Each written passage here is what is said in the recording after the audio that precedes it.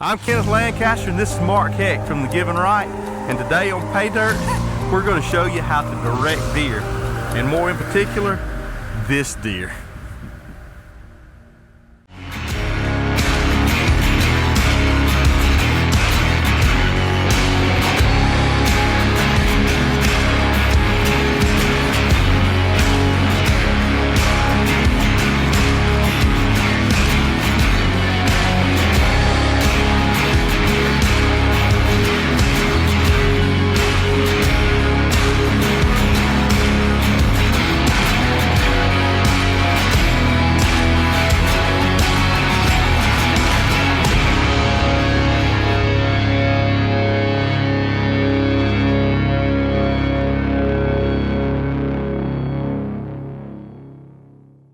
Directing deer, this can happen in many ways, but we've been successful quite a few times doing what we're going to show you how to do today. And again, this isn't the only way to do it, but this is the way we've been doing it. So this deer here, the reason we have these horns, this is called Ocho Mas, big 8-point basically, and he's got all kinds of points on him. We got him roughed out probably about the 170 range.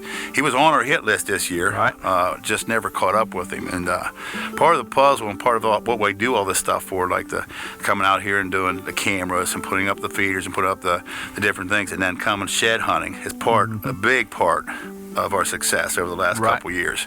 We found this deer up in a little hollow over here to the east side.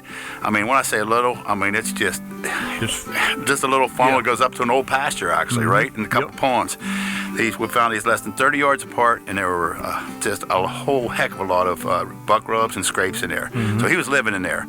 Now on this side, we have a big food plot. We have a big bean food plot. We have our bacon J feeders there, and all of our mineral sites and stuff over here, less than probably, I don't know, 700-800 yards away. So what we've done, we've worked our way backwards to the bedding area, and we found two trails. This is the main trail actually coming out right over there, okay? So what we're going to do here is we found a cedar tree, and we love to hunt out of cedar trees. Cedar trees are, you can get up in them, you can hide. Most of the time they're straight, so you can hang and stand on them. You get cover underneath you, cover behind you.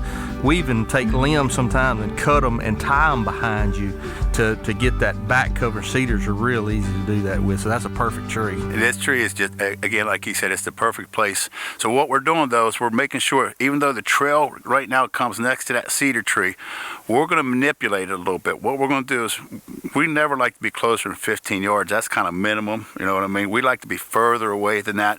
So what we're doing, we're out here about 25 yards away, and we're going to go through here, and we're going to cut this fence there. It's actually two fences in here. Now when he said that, the fence belongs to him. Don't go cutting other people's fences. And we don't have cows here either. We don't have cows. These fences were here when Mark bought the place, so this fence belongs to him. Yeah. So when we cut these fences out of here, and we're going to take, there's probably a half a dozen trees, and we're going to take these trees and we're going to cut them down. I know it sounds like it's somewhat aggressive or a lot of work, but I'm going to tell you, this is the difference between shooting 130-inch deer and 180 or 190-inch deer. But we're going to go in here, we're going to cut these out, we're going to pull them down. And then once we pull them down, another thing we're going to do is take them and we're going to block the south section of this piece of property right here. It's probably just 70 yards behind us. We're going to block it. We're going to hunt this on a north wind. So we go to the extent of making sure that we're blocking certain areas to keep deer from getting behind us. Again, it sounds like it's a little overboard, but this is how you get these big deer like this. You never do anything overboard.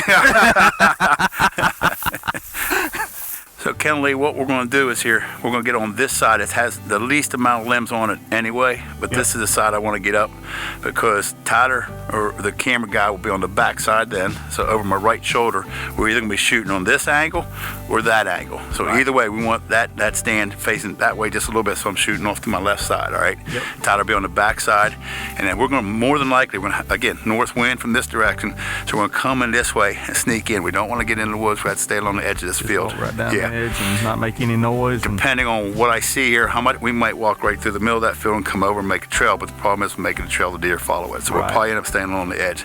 So we're going to set it up that way, get everything set up the tree, and we're going to cut some of these out and lay these, and then we're going to drag them to the back. We're going to need some help with that. We can handle that. You sure? Yeah. We got some help behind us. We can help. Yeah. All right. All right, Gerbs here is our professional man with the chainsaw today. This morning he was another professional, but now he's a chainsaw guy. Tomorrow he's going to be something else. Anyway, Gerb's going to come in here, and Gerbs, what I'm going to do is go in here and I'm going to cut these 2 fences out, get the wire pulling in that direction. Our tree's over there about 20-25 yards you've seen.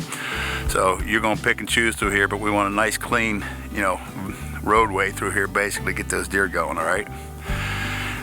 You cut them down. We may need to cut some of them in sections to get them drug out there, but we're going to block it over there. So we want to keep it on that south side. We want to keep that blocked to keep the deer from coming this direction. Whatever you do, do not cut this limb or this tree. This is where we're going to shoot our deer, because we're going to put a mock scrape. He's already got one there and a licking branch there. So that's going to be our shoot area. Shoot to that. Shoot to that. So everything in the way, cut it down. You cut and I'll drag. Oh boy, this ought to be good. Until I get tired, then I'll cut and you drag.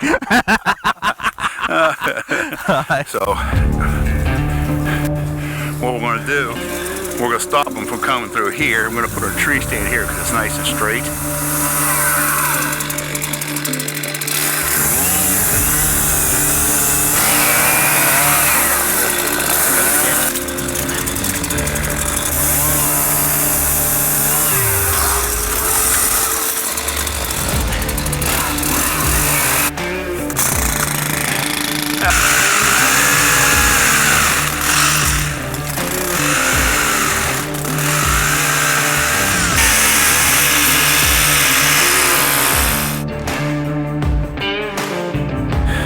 These are basic set of steps that we've been using lately, and they actually work really, really well for us on these types of trees, because they can move from one side to the next 3, 4, 5 inches, and you can set the distance and height. And we like to actually put extra steps in, because when you're coming in here and it's 30 degrees, you got all your clothes on, all the insulation clothes on.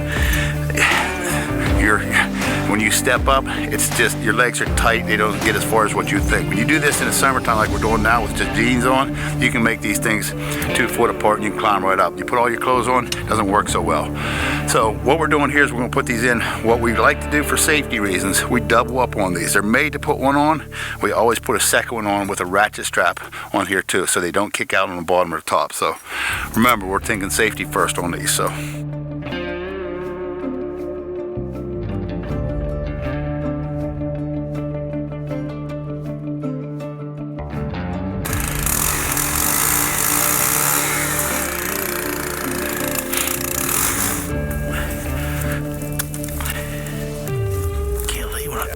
Tie those back that way somewhere. So now we're on the wood side of our tree stands on this side of us now.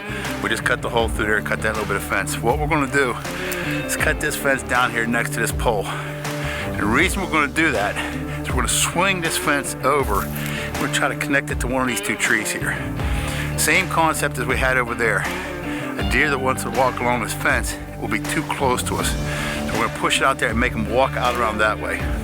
We're also going to take this small cedar tree here and we're going to trim all the limbs off the bottom and leave the one that's sticking up highest. We're going to leave that out there for a little licking post. Put a little scrape underneath there, Kenneth, and they'll hit the living daylights out of that. So we'll take this fence that way, cut that down, trim it up. I think we're going to have a dynamite spot when we do this. And we're stopping all. We're trying to stop all those little things that happen when they come too close or they get behind you. By dropping that big tree out into the field and by taking this fence over that way, it's going to make the difference. Oh, yeah.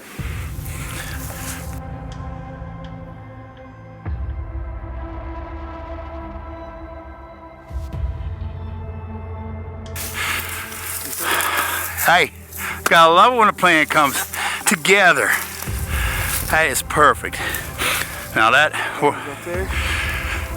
keep those deer coming out along here. What we're actually going to do next is we're going to drop a couple trees right here. Again, we're hunting this on a north wind, so we don't want deer to come from the south. Most of the deer activity is actually coming from here and over there anyway, so we should be good.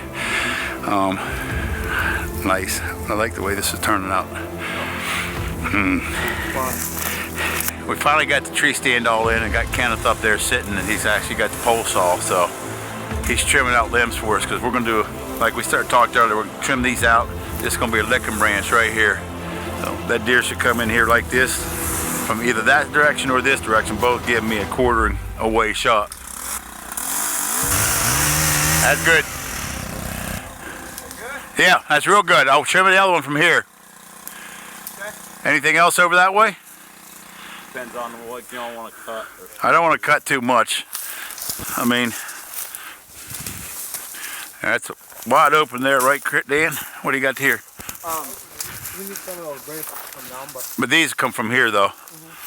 You're good. We can trim anything else from here. And again, Dan, if we're going to go this way, it's going to be blocked. I can shoot him here. Yeah. You know, so. That was our thought. Yep, come on down.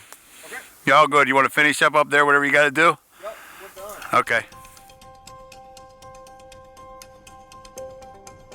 This week's featured property comes from Crawford County, Wisconsin, and is an unbelievable recreational tract, and it really has it all. This 3-bedroom, 2-bath cabin sits on 107 acres that has a great mix of ag land and big timber. They have 45 acres of ag land to feed your turkeys and deer year-round and provide great income for the future owner. There's also 62 acres of woods that hold a lot of deer, and the big ridges, it really makes the farm hunt big. It also has a small pond on it to water your deer and turkeys year-round. You can literally sit in the cabin while you're sipping coffee and look at deer and turkeys in your backyard. So if you like this property or are interested in property anywhere in the country, check out RealtreeUC.com and let a Realtree Land Pro find you your dream property today. Hey, does that look good? Yeah. This is the spot, man. A little early in the year for my scrape, but I had to do it. Yeah, I mean, it's just it's a must. All right, we got her all set up. We got tree stand in. We have fences cut where we wanted them. We got trees down. We're going to bring the mower in once the warm grass will start growing and it gets really high. We're going to cut our trail all the way across this CRP field to the, it won't get right to the food plot because there's a patch of woods there, but it will help direct them. We got our bedding area over there. We got Ocho, who we know lives there now since we found both horns. And we're going to trim a few more limbs out later, but we're going to wait for the leaves to come on and get that grow up a little bit. Yep. We trimmed this tree off here so we can get a actual rub tree. Yep. You know they're going to rub this. Oh, yeah. And they'll probably use this a little bit, but they'll hit this for sure. We'll put a scrape right here. They'll be licking this. If a deer comes through, if Ocho survives and makes it, he will come through here. Just hopefully we're in the tree. Exactly, and it'll be one of them old whop right there.